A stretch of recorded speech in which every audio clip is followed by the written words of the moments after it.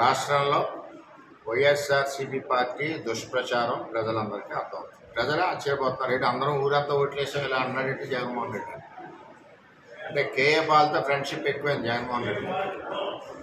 Paul గారు కూడా చెప్తున్నారు కదా, నేను ఎంపీ అయిపోయాను విశాఖపట్నం, అసలు కౌంటింగ్ అక్కర్లేదు అంటే ఒక దుష్ప్రచారాన్ని తీసుకెళ్ళి కౌంటింగ్ సమయంలో మరి ప్రాబ్లమ్స్ క్రియేట్ చేసి కౌంటింగ్ ఆపాలని ఒక ఎత్తుగడ, అన్నిటికంట ఉద్యోగస్తులు ఏవైతే ఓట్లు ఉన్నాయో బ్యాలెట్స్ వాటన్నిటి మీద కూడా ఏదో రకంగా ఆ ఓటింగ్ పడకుండా గొడవ చేయాలన్నది ఒక ఆలోచనతో వైఎస్ఆర్సీపీ పార్టీ ఉంది. దానికి కూడా రౌడీ షీటర్లో పోలీసు కేసు ఉన్న వాళ్ళని ఏజెంట్లు పెట్టారు. మేము ఎలక్షన్ ఆఫీసులో ఆర్ఓ గారిని రిక్వెస్ట్ చేస్తున్నాం మీడియా ద్వారా, ఎవరైతే ఏజెంట్లు ఉన్నారో వాళ్ళ మీద ఏవైనా కేసులు ఉన్నాయా లేదా అన్నది అది స్ట్రిక్ట్గా ఎస్పీ గారు కూడా కింది స్థాయిని ఎస్ఐనిటే దానికి బాధ్యం చేసి రిపోర్ట్ పెట్టమని అడగవలసిందిగా ఈరోజే నేను కోరడం జరిగింది. ఎంచేదంటే పోలీస్ డిపార్ట్మెంట్ కూడా ఒత్తిడి ఉండడం వలన వాళ్ళు తీసుకోవట్లేదు. తెలుగుదేశం పార్టీ అవనండి, వైఎస్ఆర్సీపీ పార్టీ అవనండి, జనసేన అవనండి, బీజేపీ అవనండి, అటువంటి వ్యక్తులకి ఎవరికి కూడా బూతుల్లో స్థానం ఇవ్వకూడదు.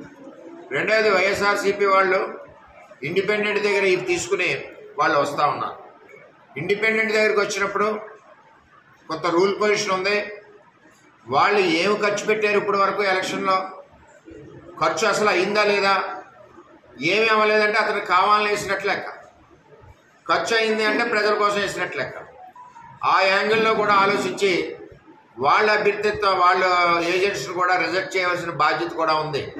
ఎందుకంటే వైసీపీ వాళ్ళు ఒత్తిడితో జనాలను అక్కడ పెంచి ప్రాబ్లం క్రియేట్ చేసి, అల్లరి క్రియేట్ చేసి, ఆ ఎలక్షన్ కౌంటింగ్ ఆఫీసర్ మీద ఒత్తిడి క్రియేట్ చేసి మరి ఇవన్నిటిని కూడా పోలింగ్ మన ఎంప్లాయీస్ చేసిన ఓటింగ్ ఏదైతే ఉన్నాయో వాటన్నిటి మీద కూడా జరగకుండా చూడాలని దురుద్దేశంతో ఉన్నారు.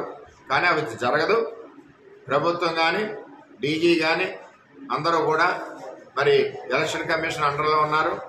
ఏ విధమైన పొరపాట్లు జరిగినా బాధ్యులు వాళ్ళే అవుతారు. కాబట్టి తక్షణ చర్యలు తీసుకోవాలని చెప్పి పిఠాపురం తెలుగుదేశం పార్టీ, ముఖ్యంగా ఇక్కడ జనసేన పార్టీ అధ్యక్షుడు పవన్ కళ్యాణ్ గారు అభ్యర్థి కాబట్టి అతను ఎలక్షన్ ఏదో విధంగా పాడు చేయాలన్న దురుద్దేశం కుట్రతో జగన్మోహన్ రెడ్డి ఉన్నాడని చెప్పి తెలియజేస్తారు. ప్రభుత్వ ఉద్యోగుల ఓట్లు వాళ్ళకి పడకుండా డిస్టర్బ్ చేయండి, డిస్క్వాలిఫై చేయించండి. ఇది సజ్జల రామకృష్ణారెడ్డి ఇచ్చిన ఆదేశాలు.